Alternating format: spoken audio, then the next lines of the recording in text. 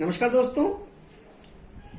पिछले वीडियोज में हमने वैदिक साहित्य की चर्चा की, धार्मिक साहित्य के अंतर्गत, फिर बौद्ध साहित्य की चर्चा की। आज हम चर्चा करेंगे जैन साहित्य की। जैन साहित्य दोस्तों जैन धर्म से जुड़ा हुआ है।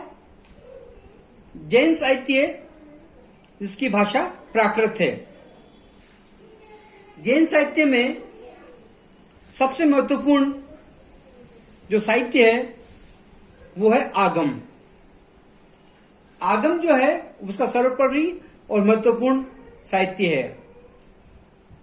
आगम का जो है अर्थ होता है सिद्धांत।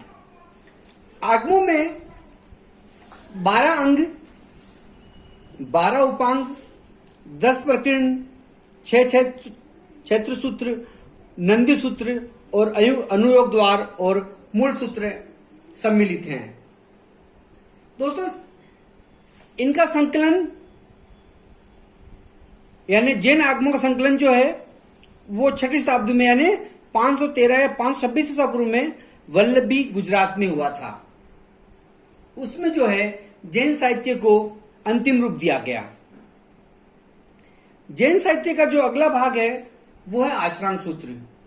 आचरण सूत्र में दोस्तों जैन भिक्षुओं के आचार और नियमों का उल्लेख किया गया है। तो आचरण सूत्र भी भिक्षुओं के आचार नियमों से संबंधित होते हुए बहुत इंपॉर्टेंट है, बहुत महत्वपूर्ण है। तीसरा जो साहित्य मिलता है जैन साहित्य में वो है भगवती सूत्र। भगवती सूत्र दोस्तों 2 बातों को लेकर बहुत महत्वपूर्ण है। एक, इससे हमें महावीर स्वामी जो 24 तीर्थंकर है जैन धर्म के, उनके जीवन पर प्रकाश पड़ता है।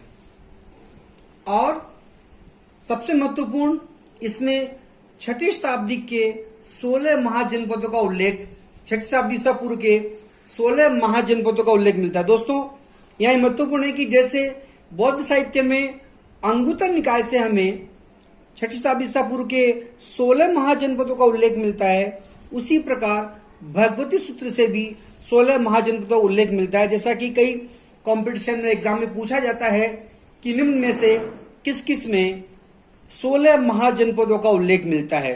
तो दोस्तों एक तो बौद्ध साहित्य में पुस्तक है अंगुत्तर निकाय और दूसरी है भगवती सूत्र।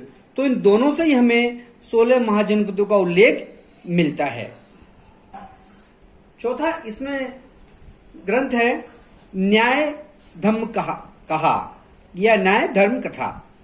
इसमें भी दोस्तों महावीर स्वामी की शिक्षाओं का संग्रह, जो महावीर स्वामी की शिक्षाएं हैं, जो जैन धर्म की शिक्षाएं हैं, उन शिक्षाओं का संग्रह न्याय धर्म कहा में किया गया है। दोस्तों समय समय पर इसमें टीकाएं भी लिखी गई है, भाष्य भी लिखे गए हैं। तो 12 अंगों के उपांगों पर अनेक भाष्य और टीकाएं लिखी गई है जो निरुक्ति, चूर्ण और टीका कहलाते हैं। निरुक्ति, चूर्णी और टीका कहे जाते हैं, जो कि 12 अंगों के उपांगों पर लिखी गई हैं।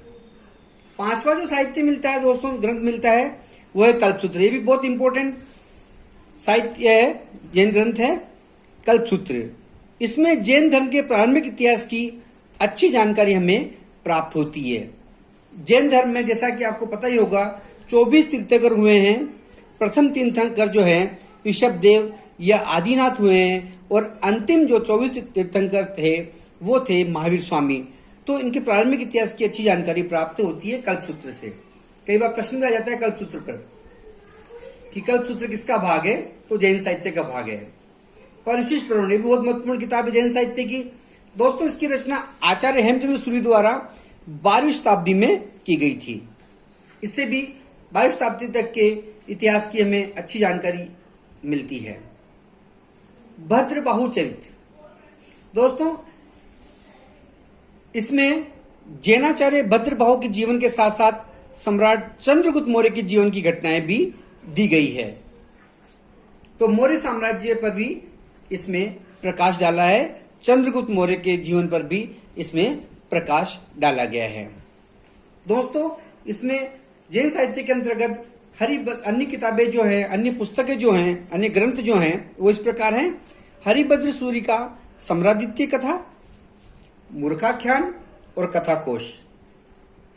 इसके अतिरिक्त उद्योतन सूर्य की जो 8वीं शताब्दी में लिखी गई है, 734 ईस्वी में लगभग लिखी गई है, वो है कुले माला।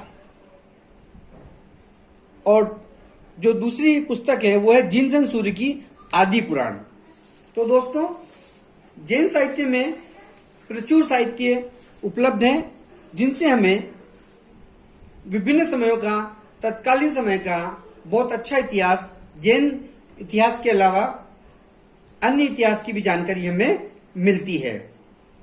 तो इन पूरे मध्यकाल में भी जो है अनेक जैन कथा कोशों और पुराणों की रचना हुई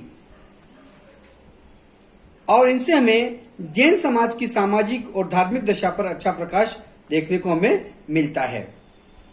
इसमें जो अंतिम ग्रंथ है वो है गुणभद्र का उत्तर पुराण। तो इस प्रकार जैन साहित्य बहुत महत्वपूर्ण साहित्य है, जिनसे हमें प्राचीन भारत के इतिहास, जैन धर्म के साथ साथ प्राचीन भारत के इतिहास की अच्छी जानकारी मिलती है। धन्यवाद।